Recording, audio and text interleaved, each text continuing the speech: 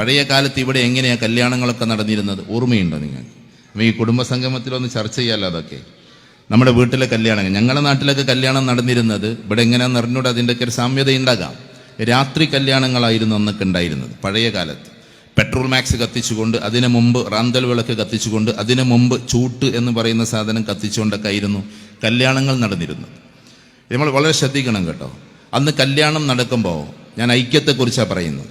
നമ്മുടെ ചുറ്റുവട്ടത്തുള്ള മുഴുവൻ വീടുകളിൽ നിന്നും അവിടെ പ്ലേറ്റുകൾ കൊണ്ടുവരും. കാരണം അന്ന് പ്ലേറ്റ് വാടക കിട്ടില്ല, പ്ലാസ്റ്റിക്കിൻ്റെ പ്ലേറ്റ് ഒട്ടും ഇല്ലതാനും. അയൽവാസികളിൽ നിന്ന് 10 പ്ലേറ്റ് അവിടെ നിന്ന്, 5 പ്ലേറ്റ് ഇവിടെ നിന്ന്, ഇങ്ങനെയൊക്കെയാണ് കൊണ്ടുവരിക. അതിൻ്റെ ബാക്കിൽ നമ്മൾ കുത്തുകളിടും, കാരണം ഇന്ന വീട്ടിലത്തതാണെന്ന് ഐഡൻറ്റിഫൈ ചെയ്യാൻ.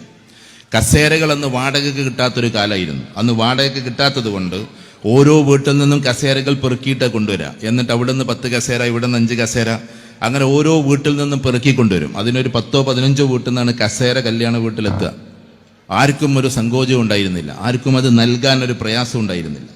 തന്നെയുമല്ല, അന്ന് ഈ കമുകിൻ്റെ, അതായത് ഈ തോട്ടങ്ങളൊക്കെ ധാരാളം ഉണ്ടാവും. പന്തൽ കെട്ടാൻ വേണ്ടിയിട്ട് ആരാൻ്റെ വീട്ടിൽ പോയിട്ടാണ് നമ്മൾ എന്താക്കുക, കഴുങ്ങൊക്കെ വെട്ടിക്കൊണ്ടുവരിക. ആ കഴുങ്ങ് വെട്ടിയിട്ട് പന്തൽ ഇടാൻ വേണ്ടിയിട്ട് ഓലയാണെന്ന് ഉപയോഗിക്കുക. ഞാൻ പറയുന്നത് പഴയ കഥ പറയാനല്ല, അന്നത്തെ ഒരുമ പറയാനാണ്.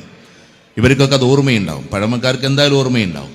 അപ്പോൾ ഏതായിരുന്നാലും അന്ന് ഈ ഓല കൊണ്ട് ഇങ്ങനെ ഇതാക്കുമ്പോൾ ഓല മുടയണം എന്നുണ്ടെങ്കിൽ അയൽവാസികൾ വന്നിട്ട് മുടഞ്ഞു തരും. ഓരോരുത്തരും ഇങ്ങനെ 10-15 ഓലകൾ മുടഞ്ഞു തരും.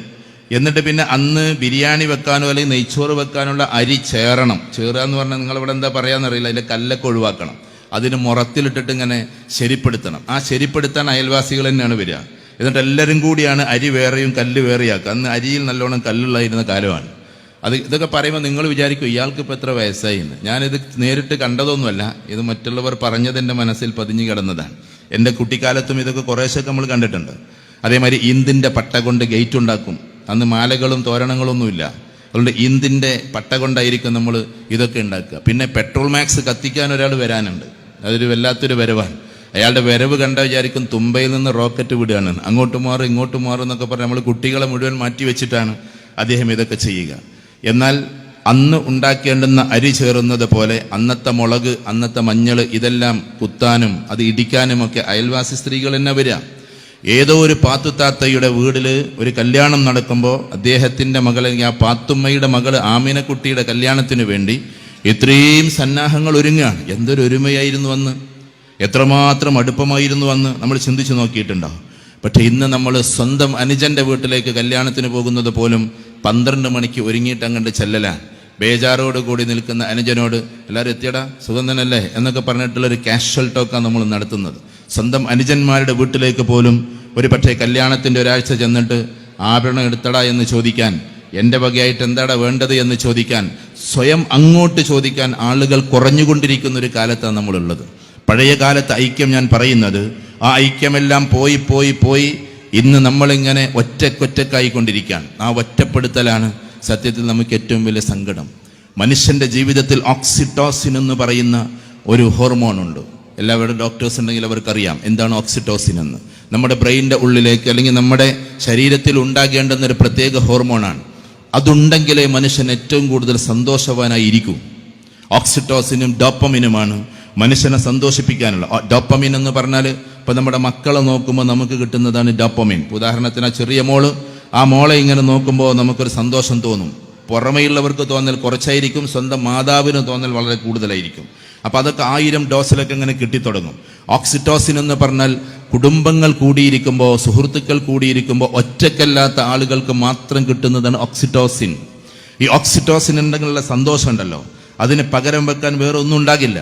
നമ്മൾ ഈ പ്രായം ചെല്ലും തോറും നമ്മൾ നോക്കിയിട്ടുണ്ട്. അപ്പോൾ സുലൈമാനിക്ക് നമ്മളിവിടെ വെച്ച് ആദരിച്ചു. അദ്ദേഹത്തിന് എത്ര പ്രായമാണെന്ന് എനിക്കറിഞ്ഞുകൂടാ. പക്ഷേ രാഷ്ട്രീയ പ്രവർത്തകരായ ആളുകൾ, ഇതിനേക്കാൾ വയസ്സ് ചെന്ന ആളുകൾ സജീവമാകുന്നത് നമ്മൾ കണ്ടിട്ടുണ്ട്. നിങ്ങൾ കണ്ടിട്ടില്ലേ? ഇപ്പോൾ നമ്മളെ മുഖ്യമന്ത്രിക്ക് തന്നെ എത്ര വയസ്സായി, ഉമ്മൻചാണ്ടിക്ക് എത്ര വയസ്സായി, ദെൻ നമ്മുടെ അച്യുതാനന്ദന് എത്ര വയസ്സായി, അച്യുതാനന്ദൻ സാറിന് ഒരുപാട് വയസ്സായി. അപ്പോൾ ഇദ്ദേഹം ഇപ്പോഴും അദ്ദേഹത്തിൻ്റെ ബർത്ത്ഡേ ആഘോഷിക്കുന്നതൊക്കെ മക്കളും എല്ലാവരും കൂടിയിട്ടാണ്. അതേപോലെ തന്നെ സാമൂഹ്യ സേവകരായിട്ടുള്ള ആളുകൾ, അവർ ചിലപ്പോൾ 100 ക്രോസ് ചെയ്യുന്നു, ചിലപ്പോൾ 90 ക്രോസ് ചെയ്യുന്നു, 85 ക്രോസ് ചെയ്യുന്നു. എന്നാൽ ഒറ്റയ്ക്ക് കഴിയുന്ന പല ആളുകളും പെട്ടെന്ന് ഇല്ലാതെയായി പോകുന്നു. ഓക്സിറ്റോസിൻ്റെ അഭാവമാണെന്നാണ് സൈക്കോളജിയുടെ പഠനം. കാരണം മനുഷ്യന് സന്തോഷം ഉണ്ടാകണമെങ്കിൽ നമ്മൾ കൂടിയിരിക്കണം, നമ്മൾ ഇരുന്ന് വർത്തമാനം പറയണം.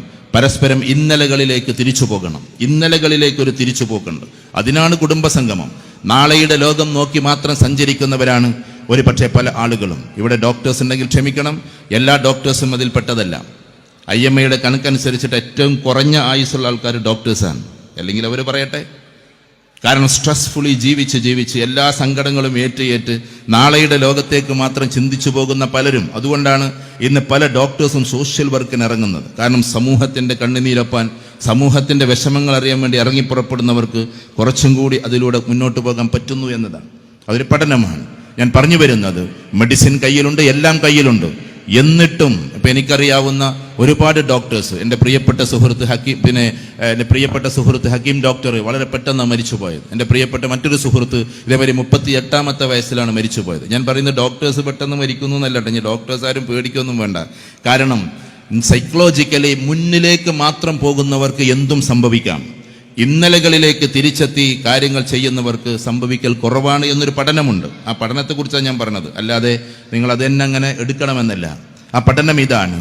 എഴുത്തുകാർ എത്രയോ കാലം ജീവിക്കുന്നു. എഴുത്തുകാർ ഏറ്റവും കൂടുതൽ ജീവിക്കുന്നത് എവിടെയാണ്? ഇന്നലകളിലാണ്. ഇന്നും MTയോടൊരു എഴുത്തെഴുതാൻ പറഞ്ഞാൽ, എത്ര വയസ്സായി അദ്ദേഹത്തിന്?